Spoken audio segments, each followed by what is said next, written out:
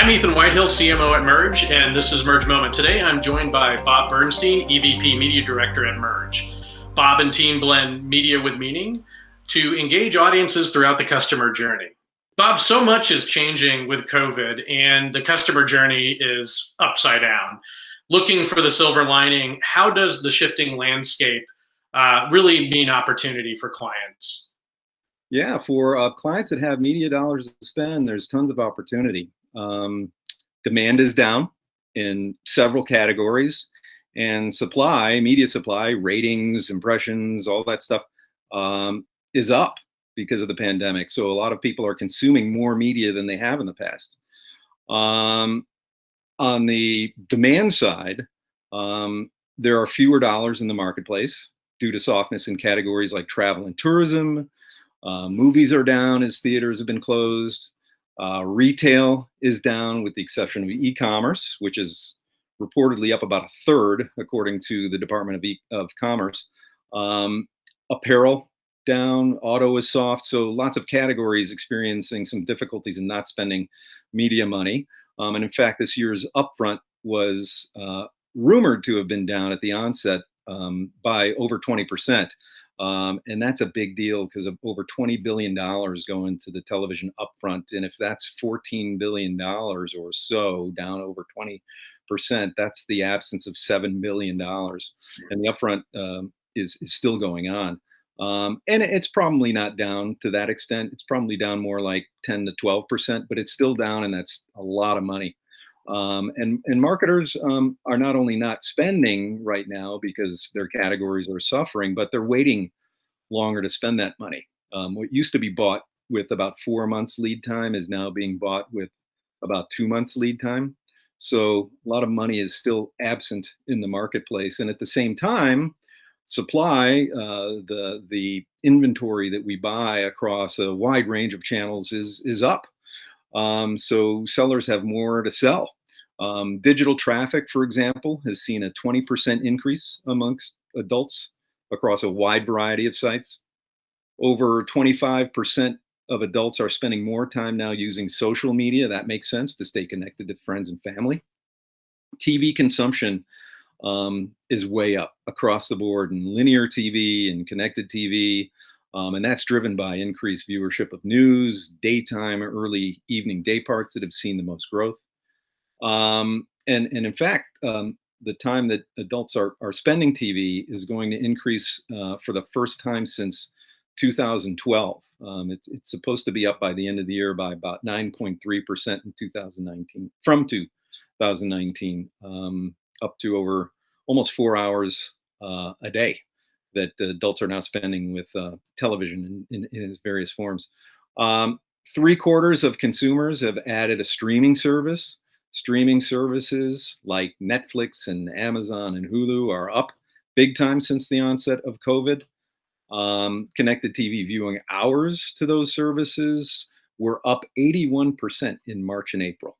And while that has come back down to earth, viewing to connected TV is still up over 60% in May and after. So we're looking at those services to reach our audiences. And then finally, according to Nielsen, 83% of consumers said that they're listening to as much or more radio than they have in the past before the pandemic. So lots of opportunity. You mentioned travel and tourism, and clearly some categories are seeing challenges, but some are more than surviving, they're really thriving. Where do you see brands succeeding? Yeah, well, fortunately for us, Ethan, we've got a number of clients that are in really great shape. For us, categories like personal finance, pizza delivery services, healthcare spending, they've all been consistent or up as there's been a desire from those clients to take advantage of the marketplace. Some are, while they continue to spend, some are re-emphasizing the message. For example, maybe a greater focus on online ordering, online banking, video healthcare visits instead of in-person visits, safety, messaging like that. But our clients, for the most part, are hanging in there and thriving, as you said. You talked earlier about some of the opportunities and sort of the changes in demand based on channel. How has the new normal affected the channel mix? What else are you seeing? Well, Ethan, we've been doing a ton of shifting for our clients. A couple things. First is direct mail has suffered a bit. At the onset of the pandemic, 77% of adults were reporting concern for themselves and their families when handling mail. Not sure if that's still the case, but direct mail is still down to some degree. Out of home is another thing that we're looking hard at. Um, we're facing decreased traffic due to declines in daily commuters. And we're currently working with out of home suppliers to adjust campaigns by asking for an estimated audience shortfall based on a service that we use called Geopath. And they estimate traffic pre pandemic and now post so that we have a sense of who we're reaching and how many people we're reaching. And we're shifting inventory. In fact, one of our clients had a few rail station dominations negotiated, and those were underground stations where they had tons of boards planned. But we've asked to move those units to more trafficked and visible above ground locations like bus panels, for example, to reach our consumers. And then finally, with sports has been tricky. We are looking for alternatives to live sports. Fans are watching sports documentaries, news coverage of coronavirus's impact on sports, classic sports games, best ofs, content about how athletes are spending time at home, and sports talk shows. But right now, for example, I'll give a rundown on sports activity. College sports, you probably saw that most, including um, football, are delaying, if not canceling, their seasons, with the Big Ten and Pac-12 now off or delayed, and championships canceled. But the SEC and Big 12 and ACC are still on. NFL is still a go, with the exception of the preseason. Major League Baseball, NBA, and NHL are all playing modified seasons.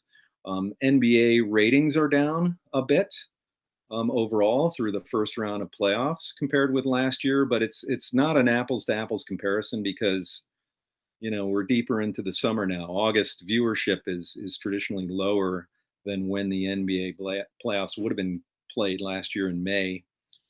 So we're looking at a different time frame, but we're seeing some softness in ratings, which is a bit of a surprise because you would think that sports crazed, starved fans would be watching anything they can watch in the form of live sports, but that hasn't translated necessarily to the NBA.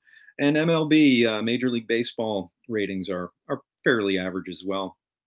The PGA returned in mid-June with no fans, and I'm looking forward to seeing the Masters in November. That'll air November 12th through the 15th instead of in April in traditional years. NASCAR returned in May with no fans in the audience. It's doing okay. The Indy 500 ran, what was it, last week on August 22nd, or the week before last. This year's Indy 500 recorded its lowest ever TV ratings, with the 2020 race moving from its usual Memorial Day weekend to August. Again, it's not an apples to apples comparison. I think a lot of Indy fans have historically loved watching that event over the Memorial Day weekend. Just didn't happen this year. So we ran in August, when again, lower television viewing is happening. So that event suffered. The MMA hardly paused. Summer Olympics have moved to July of 2021. Tennis is back. The U.S. Open is now on, and I'm looking forward to watching that. But other events have moved. So we've been shifting dollars primarily for the purposes of reflecting the viewership of sports and the engagement in sports online. Out of home has been a big shift for us, and those are predominantly the big shifts that we've been making. Ethan, we've also been looking hard at the streaming services. As I mentioned, those were up significantly with so many people staying at home and watching the streaming services. Those are doing really well. The average home watched, in fact, 102 hours of OTT content during April, according to ComScore, which is 17 more hours than the same time last year. And some of those numbers, again, are coming back down to earth, and we need to keep that in mind. But that's a positive sign. And then the other thing we're watching too is that a lot of those streaming services are non-ad supported, including the two biggest, Netflix and Amazon Prime. Apple TV Plus as well, but Hulu is an ad-supported service, so we're looking at that, and we're looking at NBC Universal's Peacock that launched in mid-July with an exclusive deal for 10 advertisers, but they're going to open that up to more in fourth quarter. So we're looking at the Peacock to help us out as well. So 2021 is just around the corner. Yeah. Any last words of advice for marketers that are planning for the near term, remainder of the year on into next year? Yeah, well, things look like they're going to continue to be a little shaky for a while. We are recommending that our advertisers take advantage of this window. If they have money to spend, it's a great time to spend it. We're looking at streaming services to supplement our video buys. We're recommending that our clients relook at any of our out-of-home plans and consider shifts to deliver audiences that might be down in geographies where there's less traffic. We're looking for alternatives to sports programming. We're looking at esports, studio programming, et cetera, as alternatives to live sports programming, which is a little shaky. And we're also asking that and being ourselves very flexible.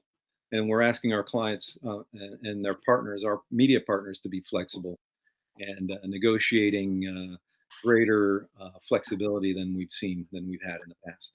Bob, I've noticed myself, I'm on my phone a lot more now. And I'm curious what you're seeing in mobile in general. Yeah, no, you're not alone. Usage is up due to consumers spending more time on social media on their phones, shopping more on mobile phones. E-commerce is way up, but e-commerce on mobile phones specifically is up big. And checking out the news and other activities like that. So in fact, the stat is that mobile app usage hours grew 40% year over year in the second quarter of 2020 and hit an all-time high of over 200 billion hours in April. Consumer spending in apps hit a record high of 27 billion in the second quarter, and app downloads reach a high of nearly 35 billion, all in second quarter. So yeah, big time, mobile usage increases. Bob, this has been terrific. Thank you for your time. Thank you, Ethan.